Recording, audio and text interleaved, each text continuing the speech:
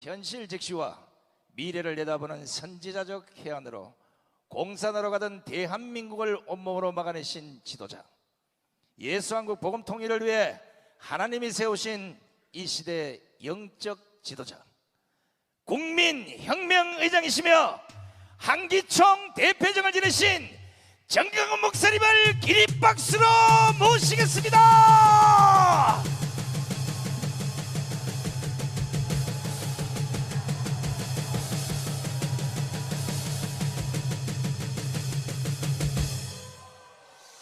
존경하는 국민 여러분, 그리고 해외 동포 여러분, 우리는 지금 위기에 처한 대한민국을 살려내기 위하여 오전에는 광주에서 대회를 했고 1000만 명을 조직하기 위하여 우리가 지금 이 시간에 전주 대회에 도착을 했습니다. 반드시 우리는 이 대한민국을 살려낼 것입니다. 우리 조국 대한민국이 건국된 이후에 가장 큰 위기에 처해 있습니다. 6.25보다가 더 위험합니다. 4.19 때보다 더 위험합니다. 왜 지금 대한민국이 가장 위기에 처해 있다고 하느냐? 우리는 지난 문재인 정권을 통하여 좌파, 종북, 이 빨갱이들이 어떤 인간들이라고 하는 것을 본체를 알게 되었습니다. 문재인은 5년 동안에 하는 일이 딱 하나밖에 없었습니다. 대한민국을 해체하고 북한의 연방제로 편입하려고 하는 이러한 의도를 국민들이 감쪽같이 몰랐어요. 사기를 당했어요. 사기를. 지금도 현재 국민들의 절반이 왜 대한민국이 위기에 있다고 생각하느냐 하면 아직도 문재인의 사기극에 이게 눈치를 채지 못하고 주로 전라도 사람들이 이 문재인에게 속아서 완전히 지금 대한민국이 위기 가운데 있는데, 그나마 내가 오전에 광주를 갔더니 또 지금 이게 전주에 와보니까 드디어 전라도가 변화되기 시작했습니다. 문재인의 본체를 알아차리기 시작했습니다. 자, 문재인은 지난 5년 동안에 한 일이 뭐냐? 전 세계를 다니면서 이러한 사기와 거짓말을 했어요. 북한의 김정은이가 핵무기를 폐기하기 전에, 핵무기를 폐기 안 해도 먼저 국제사회가 돈을 걷어서 북한을 도와주면, 그러면 김정은이가 감동을 받아서 핵무기를 폐기할 것이다, 이렇게 운동을 하고 다녔어요. 그랬더니 하루는 독일의 메르켈 총리한테 그런 말을 하니까 회담이 끝나자마자 일어섰대. 메르켈 총리가 바로 뒤돌아서면서 저 새끼 또라이라고 했어. 또라이. 그러니까 문재인이가 한 짓은 또라이 짓을 한 것입니다. 그리고 또 심지어 누구까지 사기를 쳤냐? 김정은이까지 사기를 쳤어요. 뭐라고 거짓말했냐? 지금 미국의 트럼프 대통령이 말하기를 북한의 핵무기를 폐기하지 않아도 먼저 경제를 지원해 준다 그랬다. 그러니까 한번 만나자. 이거 사기거든요. 트럼프 대통령한테 또 뭐라고 거짓말했냐? 북한의 김정은이가 핵무기를 다 폐기한다고 약속했으니까 한번 만나자. 그래서 싱가포르하고 베트남에서 만나서 둘이 말을 맞춰보니까 이게 말이 다른 거야. 그래서 5분 안에 끝났어요. 5분 안에. 이렇게 사기극을 만든 놈이 누구냐? 문재인이요, 문재인. 이해되십니까? 그래서 저는 문재인이가 간첩이라는 걸 알았고, 문재인을 간첩이라고 광화문광장에서 선포를 했다가 3번 깜빵 갔다 왔습니다. 3번. 그러나 나는 고난을 당하고 3번 감옥을 갔다 와도 대한민국이 정권 교체가 되고 윤석열이가 대통령 돼서 대한민국이 지금까지 망하지 않고 살아 있을 수 있었던 것은 강화문 운동 때문에 그랬다는 사실을 여러분 동의하십니까? 그래서 우리는 결과가 없는 일은 하지 않습니다. 결과를 만들어내는 일을 합니다. 만약에 우리가 광화문 운동 안 했으면 정권 교체가 됐을까요? 안 됐을까요? 됐어요? 윤석열이가 대통령 될 수 있었어 없었어요? 전혀 불가능합니다. 만약에 우리가 광화문 운동을 안 해도 정권 교체가 됐다라고 생각하는 사람이 있으면 손 한번 들어보세요. 내가 바로 정신병원에다 입원시켜 줄게. 근데 이거는 이제 좌파들도 다 동의합니다. 우파들도 다 동의합니다. 광화문 운동 때문에 정권이 교체됐다는 거. 그래서 이 가운데 계신 우리 전라북도 전주권에 있는 애국 성도들, 여러분 광화문에 한 번이라도 왔다 간 사람만 손 들어보세요. 한 번이라도. 그렇죠. 다 손 들었지. 손 안 든 사람 여기 올 리가 없어. 그래서 여러분과 제가 광화문에 모여서 3년 동안을 비가 오나 그 다음 뭐예요? 하늘의 하나님께 부르짖었어. 하나님이 우리 대한민국을 5년 연기시켜줬어요. 완전 이긴 게 아니에요. 완전 이겼으면 내가 여기 올 리가 없지. 뭐하러 와요?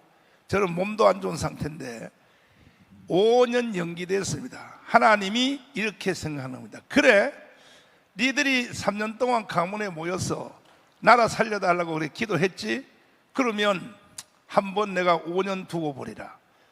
한국 교회가 회개하면, 한국 교회가 하나님 앞에 회개하면 대한민국을 자유통일시켜 줄 것이고 5년을 한번 지켜보리라. 5년.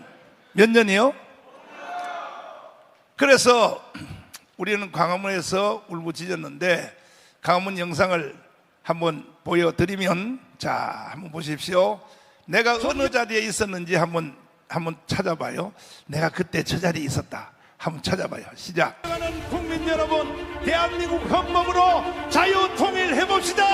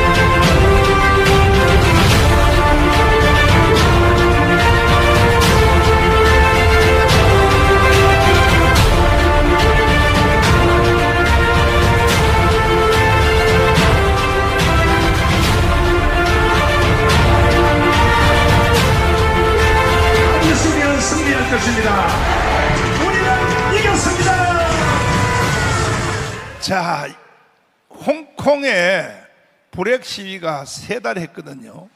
근데 홍콩은 졌어요. 결국은 홍콩이 중국으로 들어가 버렸어요. 우리는 이겼습니다. 우리는 3년을 했는데, 그래서 이것은 세계적 집회입니다. 인류 역사에 남을 만한 집회를 이루어진 거예요.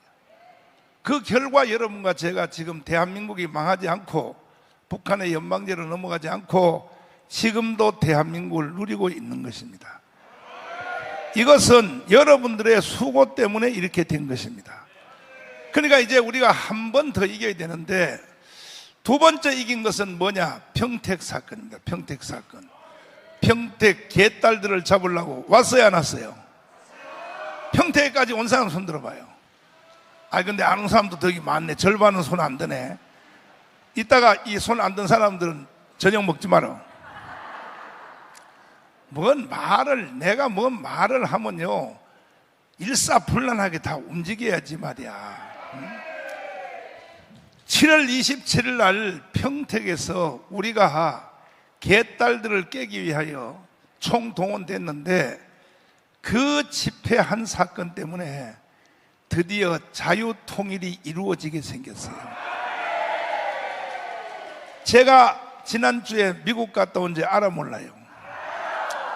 나는요, 요즘 시간이 24시간 가지도 안 돼. 하루에 시간이 한 500시간 돼야 나는 목숨을 걸고 한단 말이야.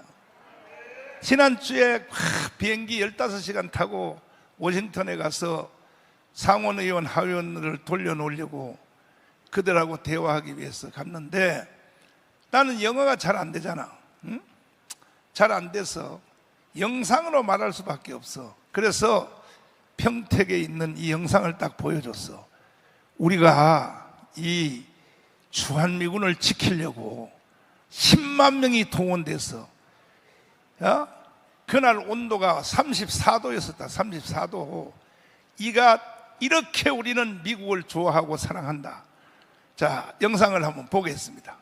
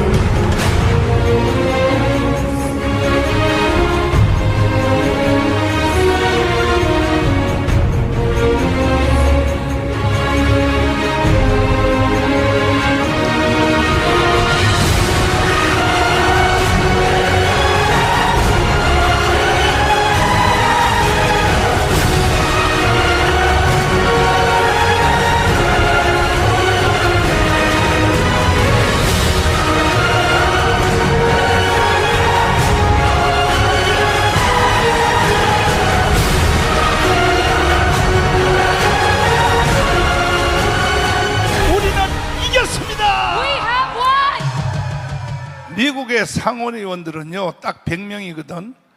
50개 주에 2명씩이라고. 큰 주 캘리포니아라고 상원의원이 5명이 아니고, 적은 주라고 숫자가 적은 게 아니고 무조건 한 주에 2명씩이야. 하와이 같지도 2명이야. 2명인데 가서 이제 영상을 보여줬더니 무엇을 원하느냐 그래. 나를 보고 무엇을 원하느냐.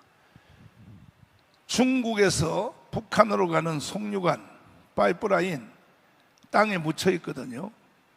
우리나라도 송유관은 다 땅에 묻혀 있어요. 울산의 정유공장에서 원유를 수입해 오면 거기서 이제 막 원유를 끓여요. 끓이면 제일 위로 올라가는 것이 제일 강력한 벤졸, 그 다음에 휘발성이 강한 휘발유, 그 다음에 중간에는 이제 석유, 그 밑에는 중유, 제일 찌꺼기는 아스팔트, 시커먼 아스팔트 버리는 거.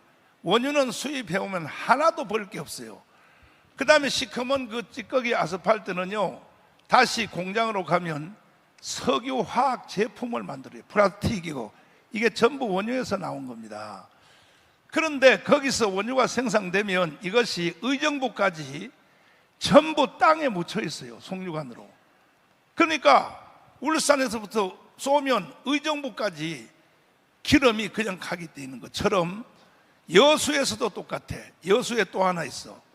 이 군사 기밀인데 말이야. 이건 아주 비밀인데 말이야. 여수에서부터 서울까지 다시 또 묻혀 있어요. 송유관이. 그와 같이 중국에서 북한으로 가는 것이 송유관으로 묻혀 있는데 이것을 3달만 끊어달라. 끊어주면 이 김정은이는요, 이거는 도망가게 돼 있어요. 러시아로 도망가게 돼 있다고. 이것을 해달라 그랬더니 박수칠 준비해봐요. 우리의 원대로 다 해주겠다고 약속을 했습니다. 이거는 기적입니다. 기적. 상원 의원 대단합니다. 우리나라가 총리가 가도 안 만나요. 못 만나줘요. 근데 어떻게 나는 만나느냐? 나는 목사잖아. 미국은 기독교 사회잖아.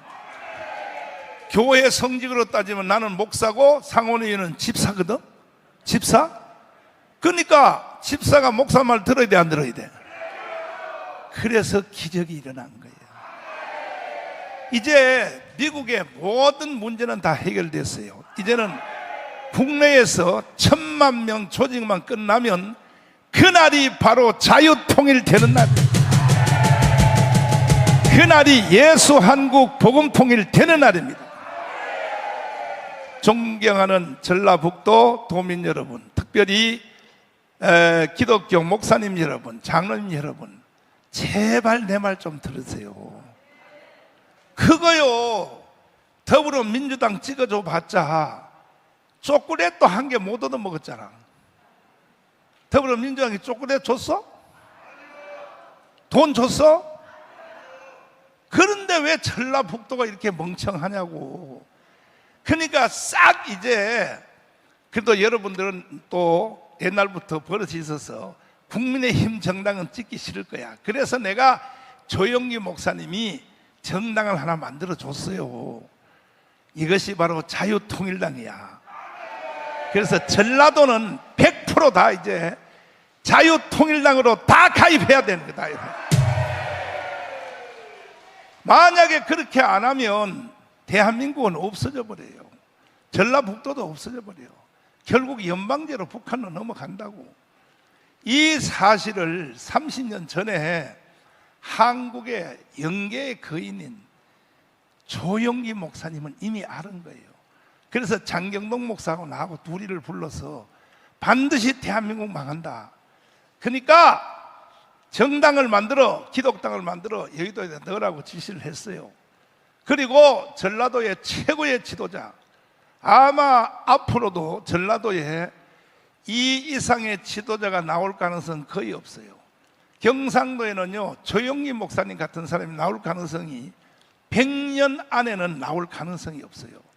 여러분들은 조영기의 위력을 한국만 살아서 잘 모르지요. 조영기의 위력은 미국을 가봐야 아는 거야.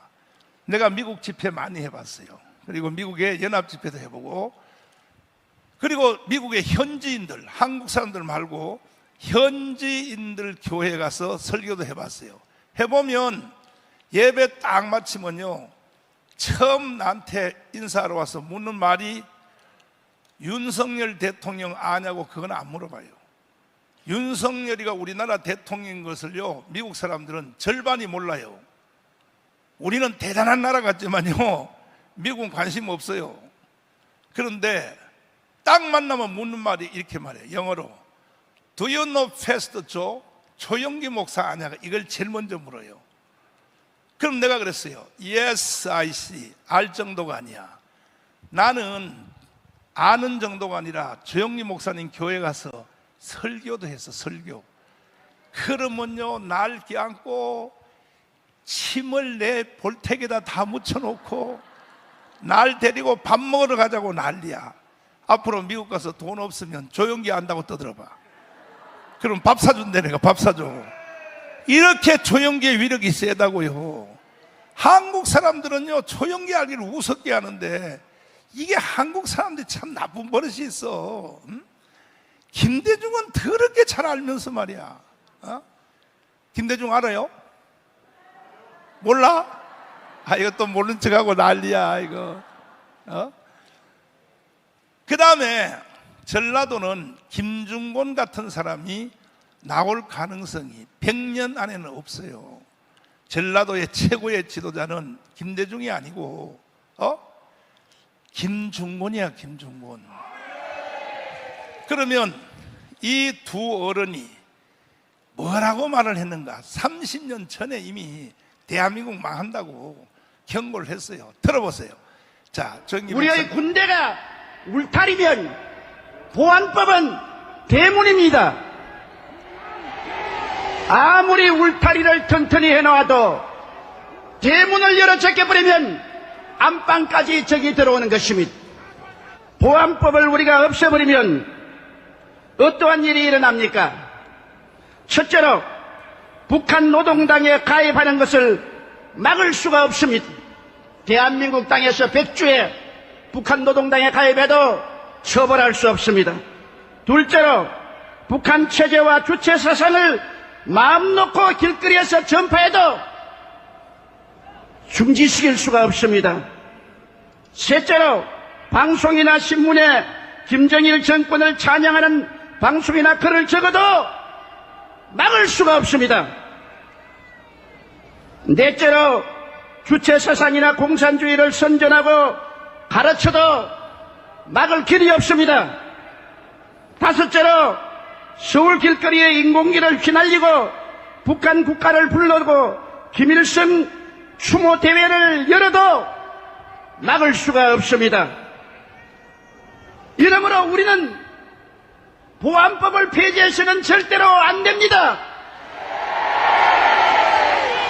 어느 집이 도적이 들끓는데 대문을 열어 제껴버리고 평안하게 있을 수가 있습니까? 언제 보안법을 철폐할 수 있느냐?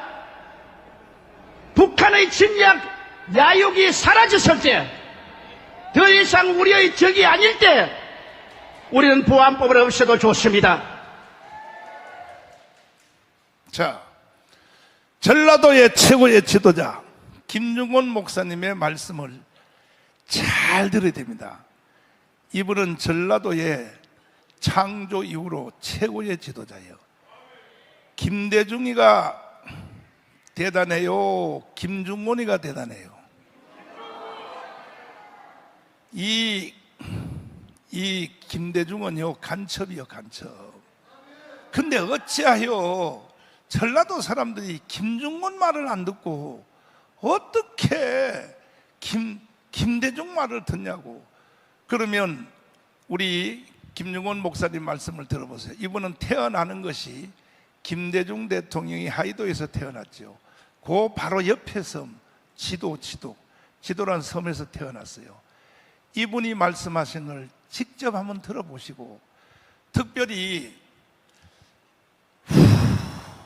잘 들어보세요.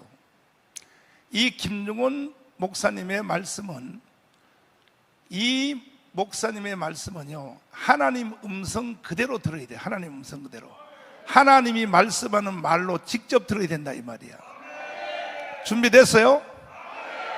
들어보세요. 자, 저는 6.25 때 가족이 죽었습니다.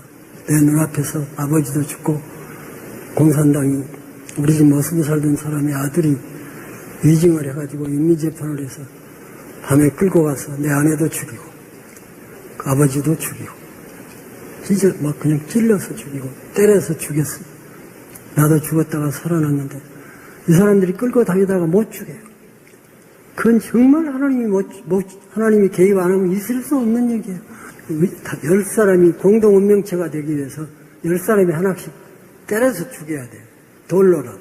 참여 안 하면 그 사람이 죽어요. 그러니까 아비 교환이고 지옥이었어요. 마을 공산당들이 시켜서 강요해서. 지금 만일에 국보법을 없애버리면 이순신 장군 동상, 거기에 김일성 동상을 설 겁니다. 그리고 애국가 대신에 김일성 찬가를 부를 것입니다. 세상이 이렇게 변해가고 있으면 그때가 되면은 기독교가 있느냐? 아, 중국도 있는데 왜 없어? 아닙니다.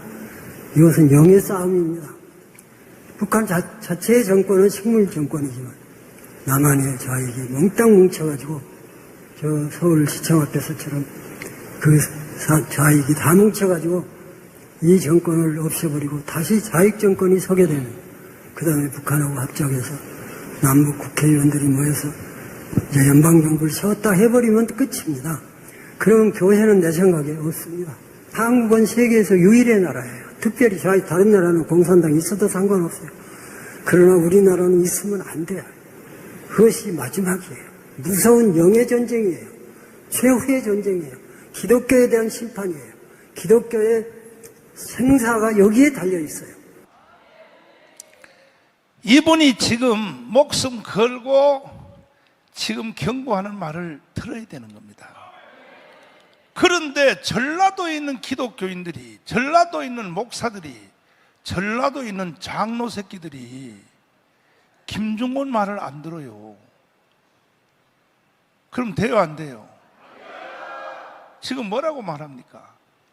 나는 그 해방 후에 이 김중곤 목사님이 갓 결혼했을 때,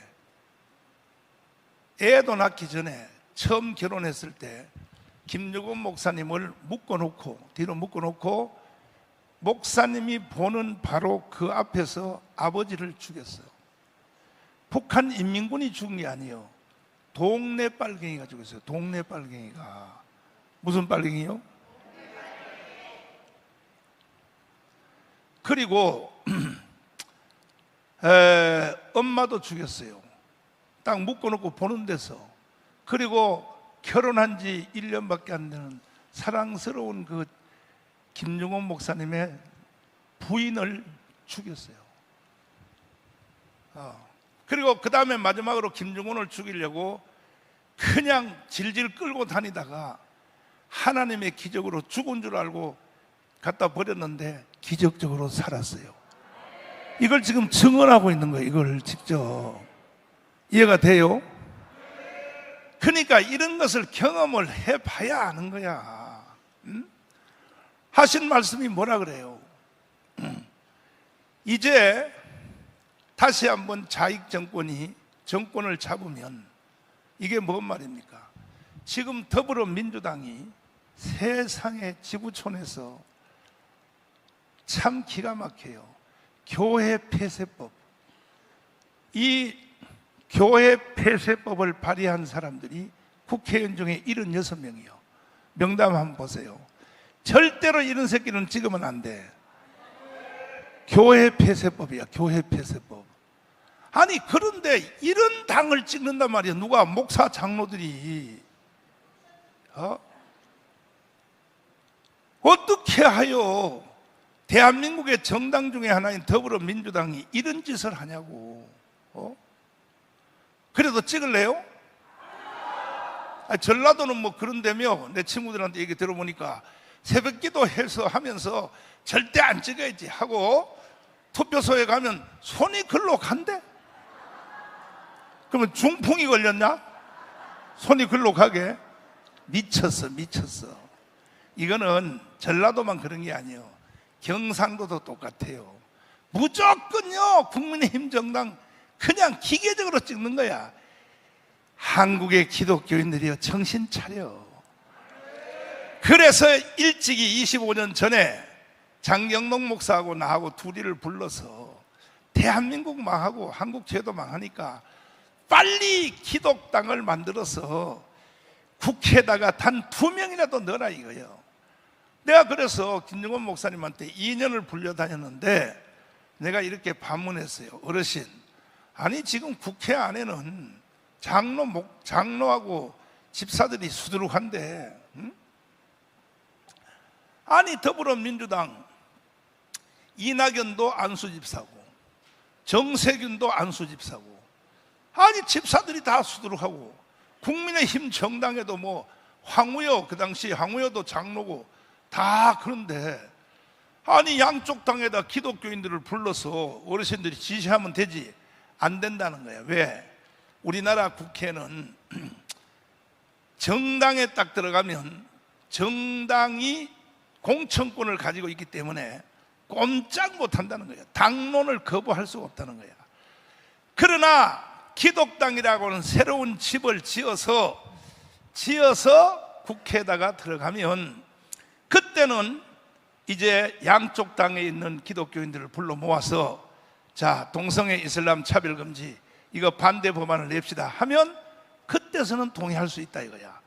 그래서 기독당을 만들어서 집어넣으라고 장경동하고 나하고 둘이 불러가지고 지시를 했어요. 근데 저는요 그때 이해가 안 됐어요. 전혀 이해가 안 됐어요. 그래서 내가 살짝 대들었어요. 내가 장경동보다 나이가 한 살 많단 말이야. 어르신, 나는요 정치는요 마귀나 하는 짓이에요. 마귀. 교회가 정치한다는 것은 생각도 못한 거야. 저는 원래 부흥사요, 부흥사. 나는 부흥의 전문이요, 목회하는 사람이지 뭐 교회가 정치에 관여한다 전혀 몰랐던 거야. 그 어르신한테 대들었어요. 어르신, 이거는 나쁜 짓이잖아요. 그랬더니 김중원 목사님이 화가 나가지고 젊은 목사들이 공부도 안 하고 이게 왜 나쁜 짓이야 막 떠들어가지고 그 다음 말도 못하고 이제 스시만 몇 개 주워 먹고 주차장에 나왔어. 장동한테 그랬어. 너 어떻게 할래? 그랬더니 이거 나는 집도 대전이고 형님이 열심히 해. 그 뒤에서 도와줄게. 그래가지고 내가요 김중곤 조영희한테 잘못 걸려 들어가지고요 피봤어요. 피봤어. 아니 내가 왜 빤스 목사란 말을 왜 들어야 됩니까? 지금 모든 언론이 정강훈 죽인다고 뭐 KBS, SBS, 뭐 MBC, 종편 모든 언론들이 정강훈 죽이려고 난리던데 나는요 그렇게 욕을 먹을 이유가 없는 거예요. 왜? 전부 북한의 짓이에요. 북한의 짓이. 북한이 정강훈을 죽이라 하기 때문에. 그래서 나는 그때 지시를 받고 참 집에를 가서 당회를 소집했어요. 장로님들 다 모아가지고 장로님들 한국의 최고의 지도자인 조영기 김중원 목사님이 기독당을 만들어서 넣으라 그러는데 어떻게 하면 될까요? 그랬더니 가만히 내 눈을 쳐다봐. 장로들이. 우리 교회는 내가 개척했기 때문에 장로들이 나한테 못 가불어. 가만히 보더니 이래. 목사님 기도하시다 좋은 대로 하십시오. 말은 그따위로 하는데 눈을 보니까 전혀 아닌 거예요. 그래서 집에 가. 5분 내로 당회를 마쳤어. 집에 가. 그리고 며칠 후에 같이 사는 권사님들한테 전화해 봤어. 권사님들 어제 그저께 장로님들이 나를 만나고 가서 집에 가서 뭘 그러던가 그랬더니 우리 목사님이 미쳤다 그러더래요. 그게 전라도하고 똑같은 거야. 그 당시에. 그러니까 이게 되겠어요 이게? 그래서 밤잠을 한 잔도 못 자고 새벽 4시 40분까지 잠도 안 오고. 왜? 김중원 조영기 목사 말을 안 들을래니 내가 대적하는 것 같고 그대로 듣자 하니 내 인생 망할 것 같고 우리 교회는 다 해체돼 버리고 그리고 나는 부흥의 줄도 다 막혀버리고 인생 끝나는 거야. 그러니까 이럴 수도 없고 저럴 수도 없고 그때 새벽 4시 40분에 내가 인간으로 태어나서 가장 위대한 결단을 내렸는데 결국은 그 결단 때문에 가문의 애국대회까지 하게 되었고 대한민국이 살게 되었는데 내가 그때 내린 그 결단이 뭐냐? 인간으로 태어나서 최고의 결단이야. 오늘 전라북도에 있는 모든 이 도민들, 특별히 목사님들, 장로님들, 기독교인들은 내가 그때 인간으로 태어나서 최고의 결단을 내린 그 결단이 오늘 밤에 여러분에게도 이루어지기를 바랍니다. 진짜요? 한번 결단 내려주실래요? 이 결단의 내용은 이거야. 생각하기 나름이요. 내가 이렇게 생각한 거야. 4시 40분에 새벽에 조영기, 김중곤 이 사람들은 나이 차이가 나하고 형님빨이 아니고 부모님빨이에요. 부모님빨. 그 부모님 같은 연세가 드신 어르신들이 아들 같은 장경동 정강훈한테 설마 해코지 하겠냐, 나쁜 짓을 시키겠냐, 이 생각이 드는 거야. 여러분도 오늘 똑같은 생각이 들어야 돼요. 정강훈 목사가 우리한테 시키는 것이 설마 나를 신세 조질라고 시키겠냐, 요 생각을 할 줄 알아야 돼. 아멘 5명밖에 안 했어. 100% 두 손 들고 아멘. 요 생각이 한 수 차이지만 하늘과 땅이요. 요 생각이, 다시 말할게요. 조영기, 김정곤, 이 사람들은 나이 차이가 나하고 부모님빨인데 부모님 같은 목사님들이 나한테 설마 나쁜 짓을 시키겠냐, 이 생각을 하게 된 거야. 그래서 내가 좋다, 우리 교회 다 해체되고 부흥의 줄 다 막혀도 나 어르신들 시킨 대로 한번 해본다. 그래가지고 기독당 운동을 했더니 이야, 이게 만만치 않은 거예요. 첫 선거를 했더니 25만 표밖에 안 나왔어. 그래서 조영기 목사님은 사표 내려갔어. 어르신 안 되잖아요. 안 되는 걸 자꾸 왜 시켜요? 이제 나 안 하려고요. 사표 내려왔습니다. 막 뭐라 그래. 뭔 일을 하든지 한번 해보고 안 된다고. 내가 국민일보 하는 거 안 봤어? 국민일보 안 돼도 내가 계속 하는 거잖아. 그래서 막 뭐라 그래요. 그래서 돌아왔어. 좋다, 한 번 더 해보자. 또 4년을 했더니 32만 표 올라갔어.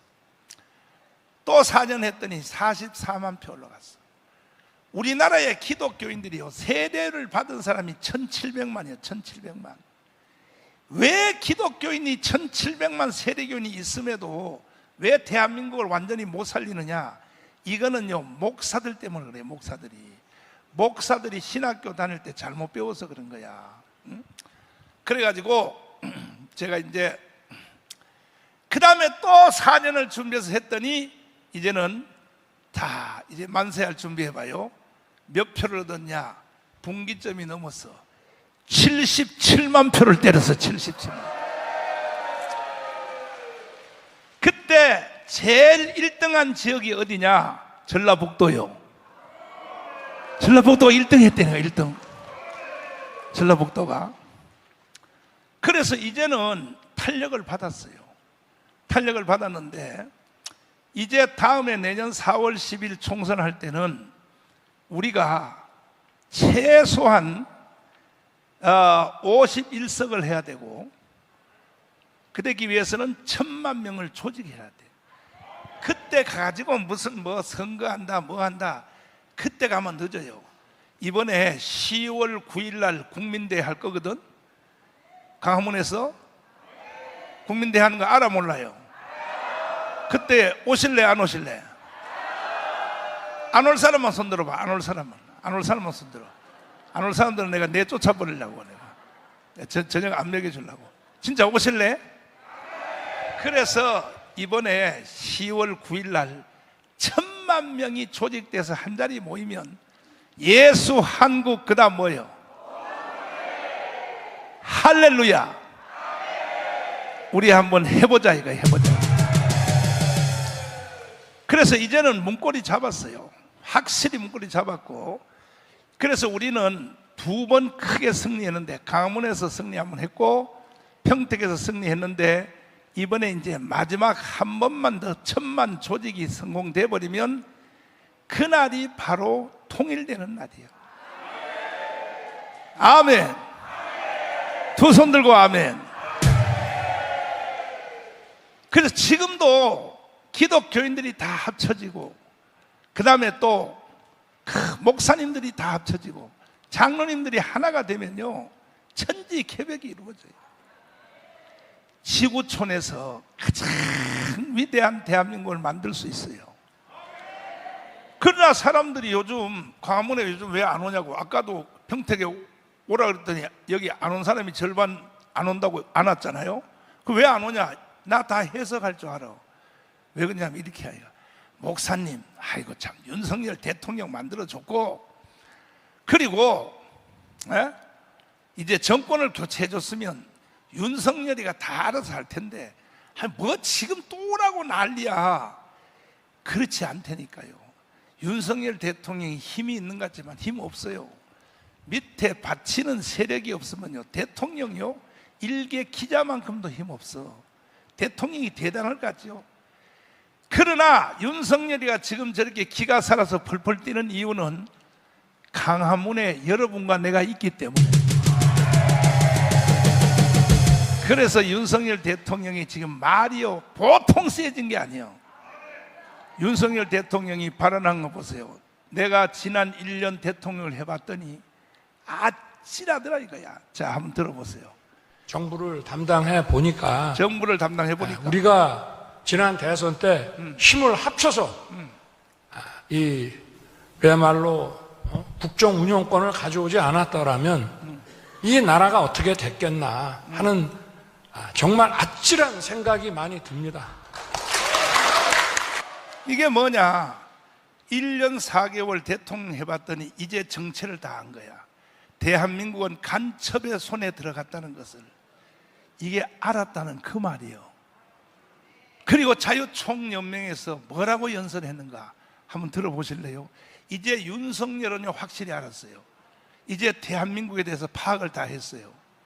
파악을 다 했는데 문제는 윤석열 주위에 있는 장차관들, 비서관들은 아직도 모르고, 제일 문제가 누구냐, 국민의힘 정당 그 개자식들이요, 이 대통령의 연설을 이걸 이해를 못하는 거야, 이 병신들이.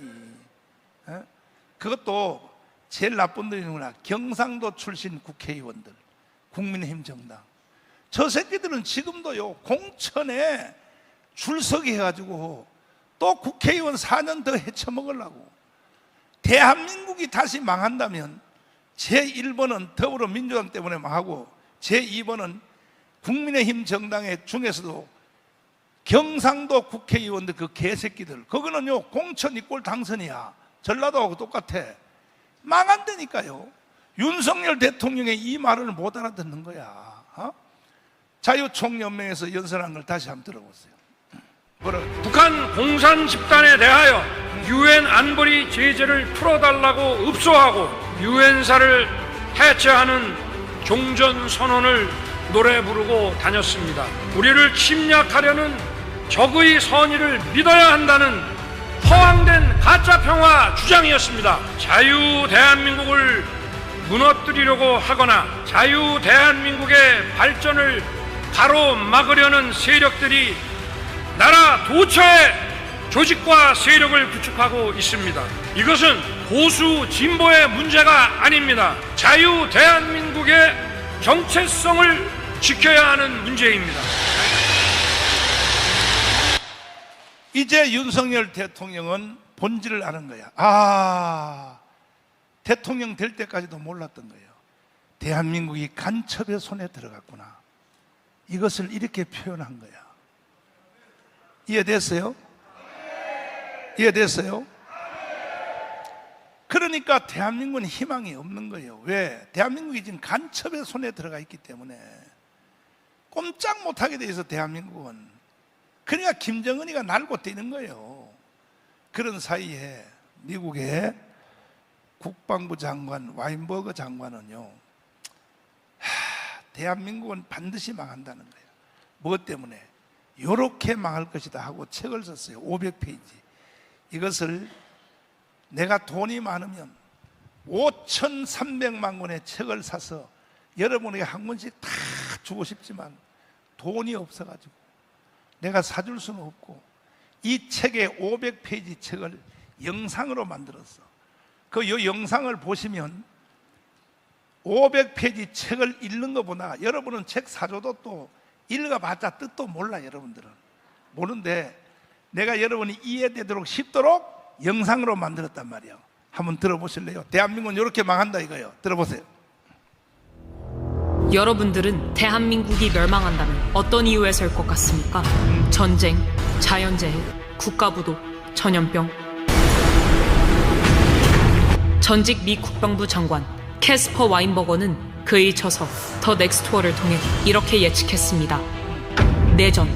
만약 대한민국이 멸망한다면 간첩과 주사파의 공작에 의한 내전에 의해서일 것이다. 저도 이 역사적 사실에 기반해 가상으로 한반도의 마지막 시나리오를 예고해 보겠습니다. 광화문 광장에서 촛불 시위와 태극기 세력이 극렬하게 충돌을 일으키고 있다. 촛불 시위의 외침은 이와 같다. 윤석열 탄핵, 주한미군 철수, 평화협정, 종전협정, 연방제 통일, 태극기 세력의 외침은 이와 같다. 문재인, 이재명 구속, 한미동맹 강화, 주사파 척결, 자유통일. 고도로 훈련된 북한의 간첩들이 매년 북한으로 들어가고 있는 경찰복과 군복으로 위장하여 빌딩에 올라간다. 그리고 이들은 태극기 세력이 아닌 반대편의 촛불 시위 쪽을 향하여 사격을 실시한다. 촛불 시위에 앞장섰던 많은 사람들이 위장 간첩이 쏜 총알에 의하여 쓰러져 간다. 이성을 잃은 촛불 시위대는 경찰을 향해 달려들어 총을 빼앗고 경찰을 향해 난사하기 시작한다. 전국에 퍼져 있는 북한의 지하 조직은 좌경화된 국민들을 선동하여 전국에서 동시에 민중봉기를 일으킨다. 여기에 국내에 있는 중국인, 조선 쪽 100만 명이 가세한다. 5.18 때와 마찬가지로 일제히 파출소와 무기고를 습격해 무기를 탈취하고 난동을 일으킨다. 모든 관공서가 점령당하고 이렇게 대한민국은 손쓸 틈 없이 내란 상태로 돌입하게 된다. 경찰도, 군인도, 미군도 그 누구도 막을 수 없을 만큼 사태는 걷잡을 수 없이 커져만 간다. 이렇게 한국의 내전 상태가 확대된 바로 이때 북한의 특수부대 군인들이 대한민국을 접수하러 기습 남침을 한다. 이미 절반이 넘게 좌경화된 국민들은 김정은 만세를 외치며 인민군과 김정은에 대하여 환영 행사를 진행한다. 이렇게 대한민국은 돌이킬 수 없는 연방제 통일로 가게 된다. 이 상황은 대구 10월 폭동으로부터 시작하여 제주도 4.3 사건, 여순 반란 사건, 5.18 광주 사태에 이은 북한 공작의 완성이었다. 내부 반발을 억누르기 위해 모든 언론을 통해 성명서가 나온다. 모든 공무원은 그대로 유지되며 현재 치안 질서도 그대로 유지될 것입니다. 이렇게 모든 국가 권력을 완벽히 장악한 후 그들은 본색을 내보인다. 본보기로 김정은과 노동당에 호의적이지 않은 시민 1,000만 명을 학살한다. 공산주의의 실체를 알게 된 국민들은 살기 위해 배를 타고 가장 가까운 일본으로 탈출을 감행한다. 그 숫자는 1,000만 명에 달한다. 이렇게 1,000만 명이 보트 피플이 되어 망망대해를 떠다니게 된다. 이것은 소설 속의 얘기가 아닙니다. 이번에 정권 교체가 이루어지지 않았다면 벌써 일어났을 일들입니다. 이미 일본 국회에서는 이것을 예상하고 일본으로 건너온 한국 난민을 어떻게 수용, 처리할 것인지 대비책을 논한 바 있습니다. 하지만 이와 같은 상황을 대한민국 국민만 모르고 있습니다. 제가 존경하는 한국의 사상가 신영복 선생은 지난날 제주가 꾸었던 꿈이 지금 우리의 꿈입니다. 이제 이 미점령군하고 미군 철수해버리겠다 이렇게 제가 그래서 야 다행이다. 여기 찬스다. 미군 철수가 신념인 이재명을 지지하는 국민의 숫자가 무려 1,614만 명에 달합니다. 미 국무부 장관과 CIA 국장을 지낸 마이크 폼페이오는 한국 언론과의 인터뷰에서 충격적인 발언을 했습니다. 지금 이 상태로 간다면 다음 전쟁은 대한민국입니다. 자, 이 영상을 해독하기 위해서 3스타 별 3개짜리인 황준선 장로님을 앞으로 모시겠습니다. 박수로 모시겠습니다. 자, 우리 장로님은 육군사관학교 나왔죠? 네. 1사단장 했죠? 네. 1군단장 했죠? 네. 좋은 자리는 혼자 다 하셨죠? 예. 자유툰 부대 사단장으로 갔다 왔죠? 예. 한국의 작전의 최고의 전문가 1인자라고 하는데 우리 지금 여기 와인버그 국방부 장관이 책을 썼단 말이에요. 이 와인버그 국방부 장관이 어떤 사람인지 이 전라북도요 이 도민들이 멍청해요. 그냥 마음만 착하지. 얼마나 멍청한지 내가 한번 손들어 볼까요? 이재명을 안 찍은 사람 손들어 보세요. 이재명을 안 찍은 사람. 아니 웬일이요? 가짜로 손드네. 그런데도 절반밖에 안 되잖아요. 다 이재명 찍었다 이거지. 이렇게 멍청하다니까요. 자, 이 와인버거 장관에 대해서 이 사람이 누굽니까? 한번 설명해 주세요. 네, 이 캐스퍼 와인버거 장관은 여러분이 잘 아시는 미국의 대통령인 레이건 대통령의 때 국방장관을 한 분입니다. 이 레이건 대통령은 1981년부터 89년까지 대통령 임기가 4년이니까 연임을 했습니다. 그 연임한 8년 중에 7년을 이 와인버거 장관이 국방장관을 했습니다. 무슨 소리냐면은 우리나라에 대해서 뭐 전 세계 미군들이 파견되고 미군들이 함께하는 다 마찬가지지만은 특히 우리나라에 대해서 여러분 기억하십니까? 5.18이 80년이지 않습니까? 그 다음 해부터 국방장관을 지냈습니다. 그러니까 이분은 이 책을 썼는데 89년에 레이건 대통령이 임기가 끝나고 91년도에 썼으니까 한 3년 정도 됐습니다. 즉, 이 소설은, 이 책은 절대 소설이 아닙니다. 픽션이 아닙니다. 국방장관을 7년이나 역임하면서 자기의 경험과 지식과 정보와 이런 것 플러스 미 국방성에 있는 데이터를 전부 확인해서 소설이 아니라 앞으로 전 세계에 전쟁이 일어난다면 어디가 될 것인가 5개 지역을 소설에 이 책에 썼습니다. 자, 가장 먼저 한 것이 우리나라입니다. 자, 이 내용을 간결하게 말하면 이런 내용이에요. 어느 날 봄날처럼 가문 광장에서 태극기 부대하고 촛불 시위 부대가 극렬하게 대치를 하고 있었다. 그때 북한에서 내려온 간첩들이 대한민국의 경찰복으로 갈아입고, 이거는 지금 홍콩에서부터 한국의 경찰복 옷을 10만 벌을 사갔어요. 북한이 한국의 경찰 옷을 왜 사갈까요? 눈치 못 채요? 왜 사갈까요? 10만 벌을 사갔어요. 10만 벌. 우리나라의 군인들, 우리나라 군복도 10만 벌 사갔어요. 북한이. 자, 그래서 그때에 북한에서 내려온 간첩들이 한국의 경찰복으로 갈아입고 가문광장 빌딩에 올라가서 사격을 한다 이거야. 하는데 어디를 하느냐? 여러분들을 안 죽여요. 여러분을 안 죽이고 바로 촛불 시위하는 자기 편 사람들을 사격을 한다. 그러면 20-30명이 쓰러져 죽으면 그때에 촛불 시위하는 사람들이 들고 일어나서 경찰과 싸움이 붙고 파출소를 습격하고 총을 뺏고 해서 가문광장에서 내전이 일어나. 내전. 그래서 이렇게 하여 대한민국은 망할 것이다. 그 내용이요. 이 책이 그 내용이야. 그런데 그러면 우리가 생각할 때에 그런 일이 일어나면 또 평택에 있는 미군이 지켜줄 거 아니냐. 광주 사태가 일어날 때도, 장로님, 광주 사태가 일어날 때도 미군이 있었어 없었어요? 있었습니다. 그런데 왜 미군이 광주를 왜 안 지켜줬어요? 여러분, 미군은 네. 한미연합사령부는 또 유엔 사령부는 네.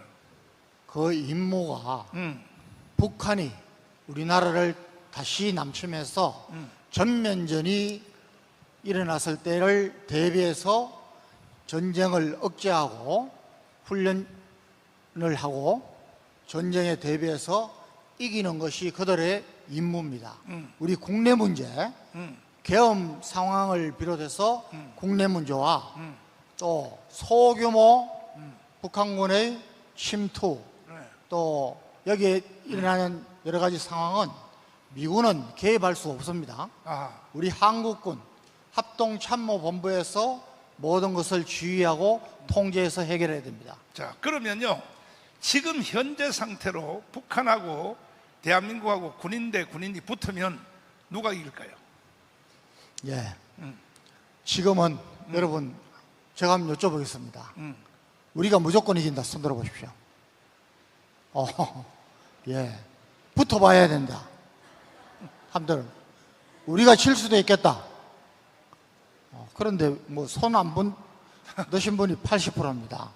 우리 항상 이 회색 분자들이 문제입니다. 자, 여러분 분명히 말씀드립니다. 1980년에 5.18 났을 때 김일성은 우리나라를 다시 한번 남침하려고 거의 굳히다가 결국은 미군 때문에 주저앉았습니다.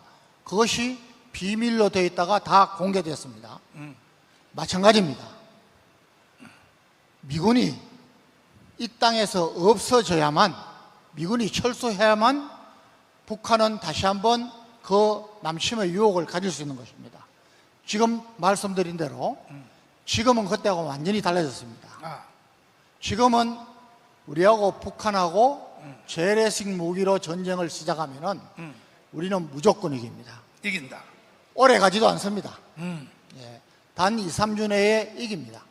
그것은 6.25 때와 전혀 다른 전쟁 양상을 가지고, 전혀 다른 무기 체계를 가지고, 전혀 다른 전략 전술을 가지고 싸우기 때문입니다. 그런데 왜 목사님이 우리가 정말 주사파 척결해야 되고 우리가 이 땅에 다시는 운동권 좌파 정보가 들어서서는 안 되겠다고 말씀하시고 강조하시는 것은 뭐냐? 이런 상황에도 불구하고 우리나라에 이 책에서 나온 것처럼 내부 갈등이 있고 내부 분열이 있고, 북한에 지금 김정은이가 한국 내가 쳐들어가면은 나를 환영하는 사람들이 많겠구나, 이럴 때 유혹을 받는다는 것입니다. 그러니까 그것이 문제입니다. 전쟁을 하면 우리가 이기는데, 문제는 전면전이 아니고 우리나라 안에서 내전이 일어날 때는 미군이 개입을 못하니까, 이 방법은, 북한이 한국을 먹을 수 있는 방법은 이제는 전면전이 아니고 6.25처럼 전면전쟁이 아니고 대한민국 안에서 좌파 우파가 내전을 시켜, 요거 방법밖에 없기 때문에 와인버거 장관이 지금 이렇게 경고하고 있다 이거야. 그런데 지금 이 상황이 다가오고 있어요, 우리에게. 왜? 지금도 감원 광장에서 보라고요. 민노총, 정교조, 그리고 이재명, 그 다음에 문재인 이 세력, 더불어민주당 세력이 감원 광장에서 계속 내전을 유도하려고 토요일마다 지금 계속하고 있는 거야. 그러니까 이런 상태가 되면은 대한민국은 전쟁 없이 그냥 주저앉는다는 거예요. 왜 그러냐? 창원 간첩단 하나를 잡았는데요, 창원 간첩단 한 조직을 잡았는데 그때 하부 조직을 조사했더니 이런 그림이 나왔어요. 이런 그림. 이거 보세요. 한 개입니다, 한 개. 지금 민노총 수뇌부는 간첩 체포했어요. 잡았는데 밑에 조직을 수사하고 있는 중이야. 정교조도 수뇌부를 체포했어요. 그 밑에 조직을 지금 수사하고 중인데, 밑에 조직을 다 수사가 끝나버리면 아마 남한 전체가 다 빨간색으로, 이게 뭐냐? 대한민국은 간첩들이 장악했다, 이런 뜻이야. 이런 말을 듣고도 여러분들이, 그러면 와인버거 장관은 30년 전에 이미 경고를 했는데 근래에 또 한 분이 있어요. 폼페이오 국무장관이 2달 전에 조선일보에 와서 국제정치 심포지엄에 와서 이렇게 경고를 했어요. 들어보세요. And for because tomorrow it will be you. And for because tomorrow it will be you. 이 사람은 누굽니까? 소개 한번 해주세요. 마이크 폼페이오, 이분은 국무장관입니다. 국방장관입니다. 미국은 국방장관은 군사력을 운영하는, 그야말로 우리하고 비슷합니다. 그런데 미 국무장관은 외교, 통상, 국제관계, 또 군사안보 총괄하는 그런 자리입니다. 이 폼페이오 장관은 여러분 잘 아시는 바로 트럼프 대통령 때 1년간 CIA 국가정보원 원장을 하고 또 1년간 미 국무장관을 지냈습니다. 그야말로 지금 생존하고, 와인버거 장관은 2006년도인가 돌아가셨습니다.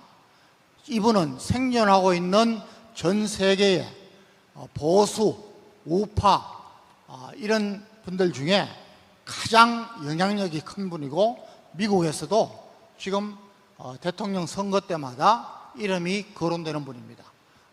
웨스트 포인트 미국 육군사관학교를 수석으로 졸업했고요. 또 하버드 로스쿨에서 수석으로 박사학위를 땄습니다. 그 이후에 지금도 영향력 있는 글을 쓰고 아주 제일 전문가라고 할 수 있습니다. 그러면 이 사람이 지금 현재 전 세계에서 정보의 1인자 맞습니까? 예.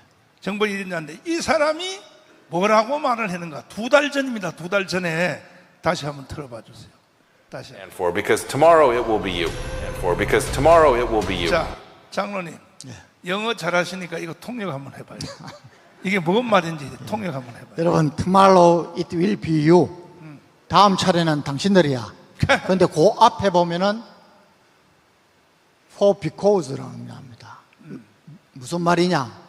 기자들이 우크라이나 전쟁에 대해서 물었습니다. 그래서 우크라이나 전쟁에 대해서 왜 러시아가 우크라이나를 침략했고 지금 어떤 상황으로 전개되고 있느냐를 설명하면서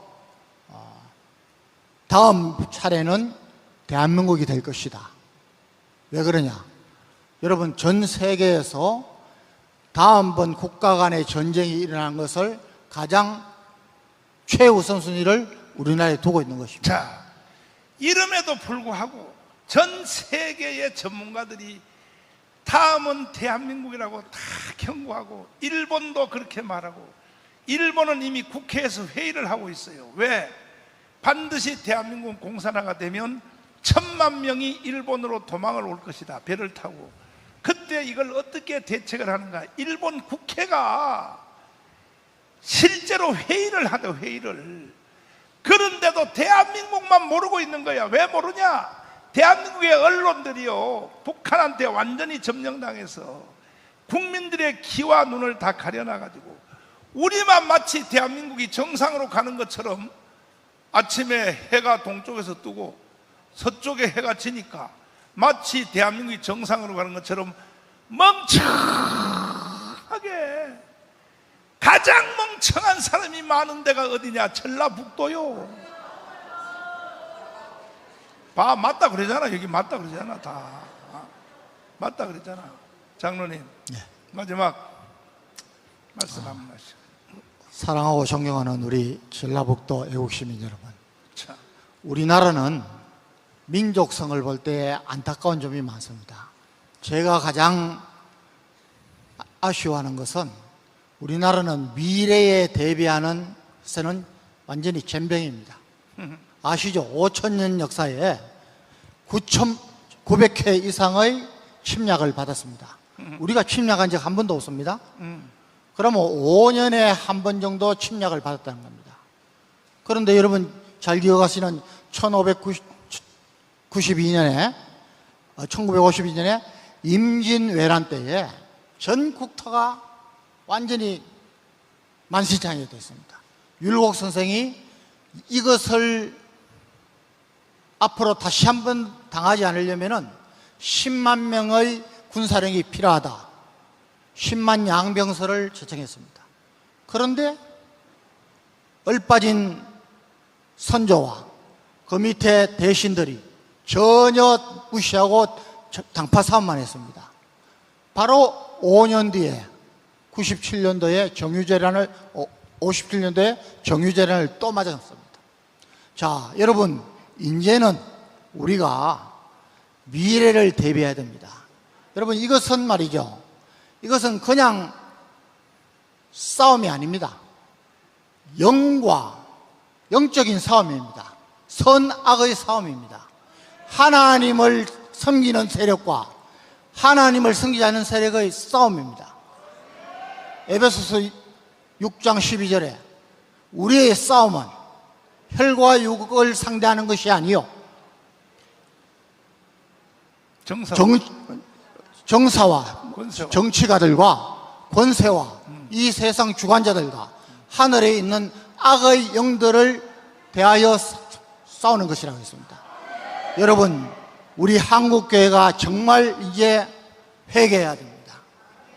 앞으로 다시는 하나님이 위기 때마다 구해주시고 우리에게 이런 축복을 누리게 하시고 우리에게 선교 사명까지도 주셨는데 우리가 여기서 주저앉으면 안 됩니다.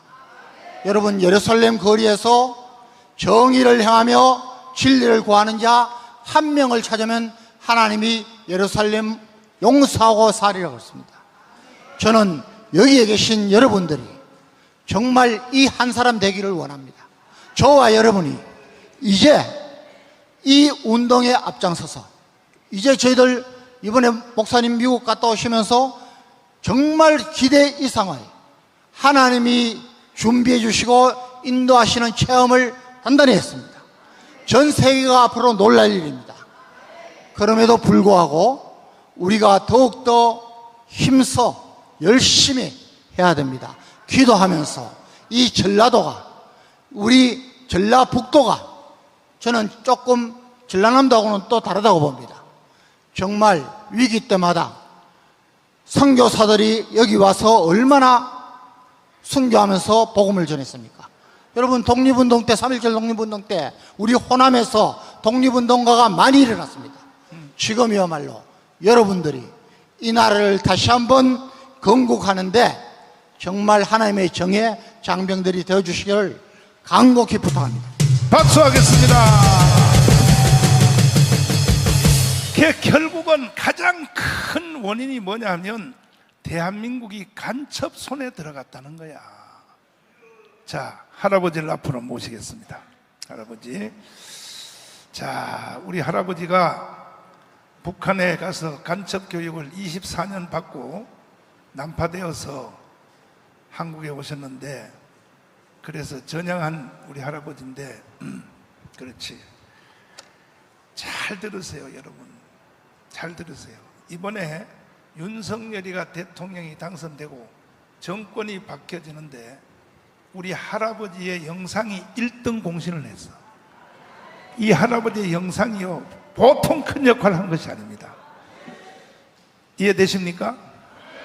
네, 할아버지하고 다시 짧게 한번 인터뷰를 할 테니까, 야, 할아버지도 물 한 잔 가져와라.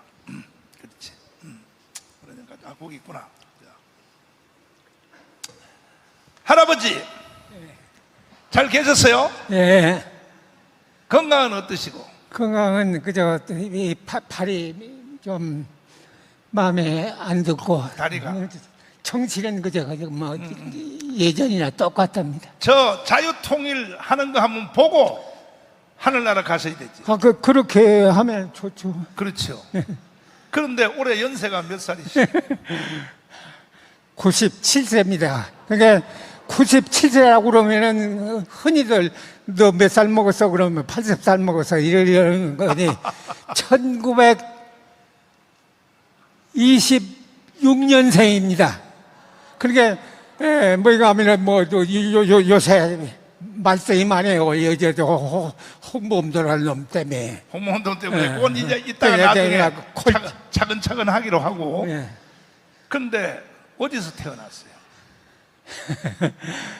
출생은 전라북도 진안군 성수면 중길리 만덕산 자락의 박씨 문중에서 태어났습니다.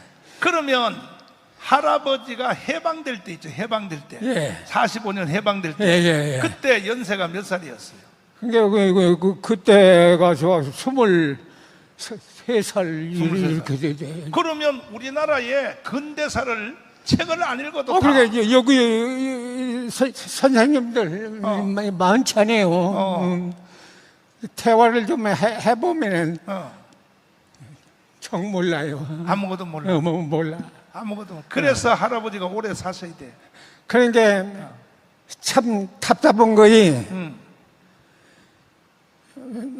내가 나 같은 사람 한번 데리고 와보시라고 권하고 싶어요. 이 전라북도에 나 같은 사람이 있으면은 좀 데려와서 나오고 좀 얘기해봤으면 좋겠어요. 그런데 이제 많이 제가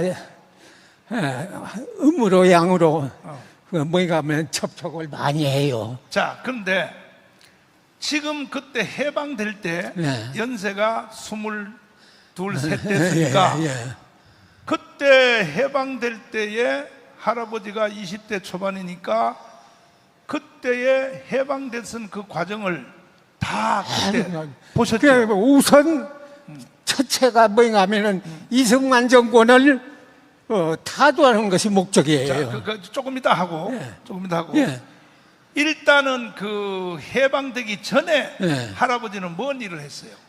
해방 전에는 그러니까 어디 직업이 없었어요. 근데 하시는 일은 뭔 일을 했어요? 그러니까 뭐가 하면 주로 뭐가 하면 공부에 미쳐가지고 말하자면 그저 외갓집에 가서. 근데 남로당이라고 알아요? 예. 박헌영 알아요? 예. 박헌영이가 박헌영도 알지. 남로당 1946년 6월 25일 입당년을 기억을 하고 있어요. 아니 그러니까 할아버지가 남로당에 입당을 했어요? 그렇죠. 아니 왜 남로당에 왜 입당을 해요? 그게 늘 여러 번 얘기했지만서도 뭐가 하면은 공부에 미쳐가지고 그냥 공부를 해야 하겠는데 공부는 시켜주지 않지. 그러니까 좌익에. 근데 남로당이 누가 만든 거예요? 남로당. 박근혜가 1945년 8.15 해방되자마자 남조선 공산당을 조직했어요. 남조선 그래가지고 남조선 신민당, 남조선 근로인민당 이렇게 해서 공산당의 두 개 정당이 해가지고 좌익 정당이 뭐가 하면 세 개가 있었어요. 그래가지고 그놈이 3당이 합당해가지고 남로당이 된 겁니다. 그러니까는 해방이 되니까 외국에 나갔던 애국 지도자들이 다 한국으로 들어왔죠. 들어왔는데 거기서 대장한 놈이 박헌영이에요. 박헌영이에요. 제일 먼저 왔어요. 제일 먼저 왔어. 그러면 그 놈이 답답한 거이. 이승만 대통령도 늦게 들어왔지. 또 미군도 늦게 들어왔지. 북한에 소련군은 들어왔는데. 그렇지. 그래가지고 163개인가 인민위원회를 조직한 것도 그냥 다 이 박은영이 뭐냐 하면 이놈들은 와서 다 조직해 다 하고 난 다음에 어떻게 들어오냐. 그러니까 이제 전국에 140 몇 개? 163개인가. 163개 면 사무소별로 이 박헌영이가 남로당을 조직해서 9월 6일 날 조선민주주의인민공화국을 선포를 한 거예요. 조선민주주의인민공화국을 선포했다.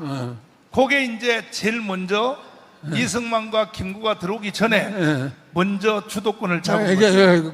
그때 할아버지가 거기에 가입을 해서 직책이 뭐였어요? 남로당의 직책이 뭐인가 하면 전라북도 임실군당 연락책이라고 그럽니다. 연락책은 뭐인가 하면 도당이면 도당에서 지신문을 전달하면 전달해주는 군의 책임자예요. 그 자리는 높은 자리예요? 높은 자리냐고? 그래 아무나 못하죠. 아무나 못해. 연락 책임에는 똑똑한 놈이 아니에요. 똑똑한 놈이 아니에요. 그러다가 6.25가 일어났죠. 6.25 겪어봤죠. 6.25가 와서 인민군들이 이제 특별히 전라도 쪽으로 휩쓸고 지나갔죠. 인민군들이 전라도 지나가면서 뭔 일을 했어요? 그게 뭐냐면 추추로 조금 늦은 편이 있었어요. 낙동강변으로서는 집중이 거기가 됐었고 요 호남 쪽에는 그렇게 관심이 적었던 모양이에요. 그래서 예. 그런데 인민군들이 예. 여기 왔을 때 할아버지는 좋았겠어. 그러니까 뭐인가 하면은 아마 관촌 면에 와 있으니까 뭐야 하면 대자예요. 대자가 하면 말하자면 별 4개짜리가 와서 별 4개짜리가 와서 대자가 와서 여기서 제일로. 장로님 대자가 뭐예요? 대자.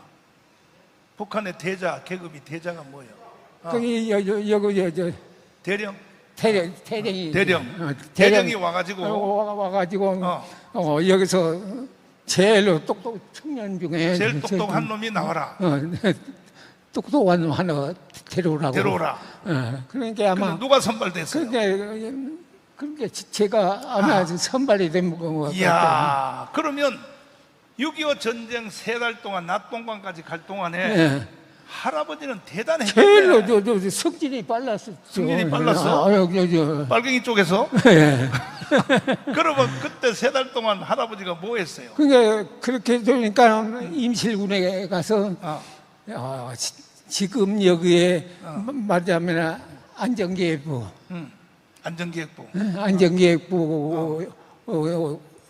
격인 정치보위부에 뭐가 하면 근로 근무를 하게 됐어요. 근데 할아버지가 그때 대나무 깎아가지고 대나무 뾰족하게 깎아가지고 동네 어른들 찔러서 안 찔렀어? 모섬살이 하던 사람들이 그런 짓을 했지.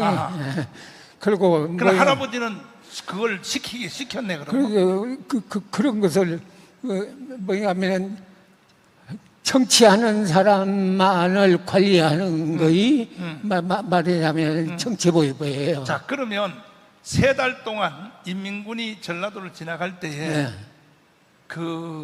우리 여기 전라도민들 임실 쪽에 사람들 많이 죽였어요? 아마 이제 갈 때는 좀 몰랐어. 갈 때는 몰랐는데. 몰랐는데. 낙동강까지 갔다가? 아니 이제 북으로 가버렸으니까 몰라요. 몰라. 그 뭐냐면 국군들이 후퇴해서 죽은 사람이라든가 그런 사람은 알아도 얼마나 후퇴하면서 그놈들이 얼마나 죽이는가 그건 잘 몰라요. 그런데 할아버지 임실 쪽에서도 죽은 사람 있어요? 갔다 와서 여기 남파주에 와서 알아보니까 아마 임실군에서 내가 알고는 한 360명 300명 가까이가 죽었다. 그러면 할아버지가 왜 인민군을 따라 북한으로 왜 올라갔어요? 정치보위부에 근무한 사람이라고 그러면은 그때 여기 살아남을 수가 없어요. 그러니까 남로당에 가입해서 정치보위부 활동을 했기 때문에 그 당에 근무한 것보다도 더해요. 정치범들을 모임하면은 그래서 한국에서는 살 수가 없어서 그러니까 북으로 갈 수가 있죠. 북한을 갔어요? 네. 북한에 가서 뭐 하고 살았어요? 북한에 가서 여러 기관에서 뭐가 하면은 거기 직장으로 말하면은 최신기관에서 몇 년 사셨어요? 북한에서? 한 20년. 20년. 예. 근데 북한에서 그냥 잘 먹고 잘 살지. 북한 가서 또 결혼도 하셨다고. 결혼. 말하자면은 여기서도 정치보위부에 있었던 것도 마찬가지로 저 위에 가서도 정치보위부에 좋은 기관에 있었고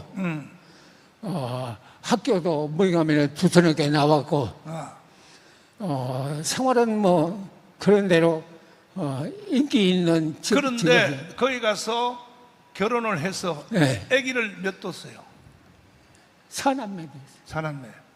그러면 행복하게 잘 살면 되지. 왜 간첩으로 한국에 왜 오게 됐어요? 흔히들 그런 질문을 많이 해요. 그렇지. 그건 자기 마음대로 못하니까. 자기 마음대로 못해. 자기 마음대로 못해. 그래서 어느 날 북한에서 간첩으로 내려가라고 지시가 내려왔어요. 중앙당에서 뭐 하면은 소환장이 내려와가지고 김일성 정치군사대학 4년을 나왔습니다. 4년 나왔어.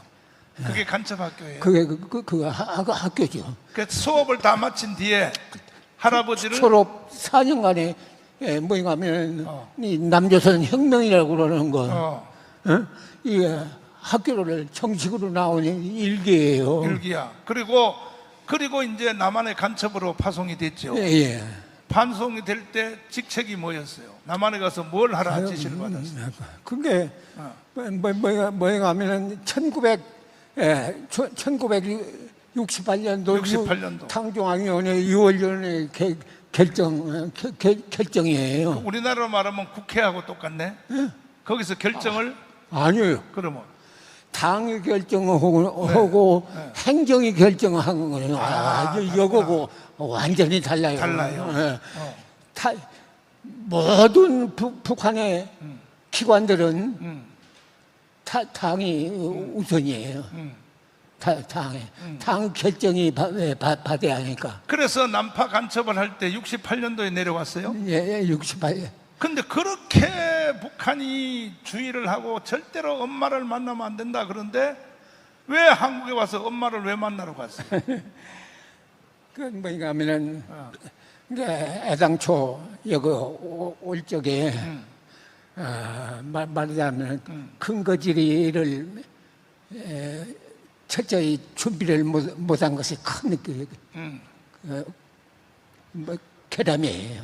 그래요. 근거지. 내가 숨어서 활동할 수 있는 것을 그것을 무엇을 해야 하는지 그것은 생각하지 않고 뭐가 하면은 가서 내가 그러면 만들어라. 그런 조건이 되어버리니까 뭐가 하면은 자살 수밖에 없어요. 결국은 엄마를 만나게 됐죠. 네.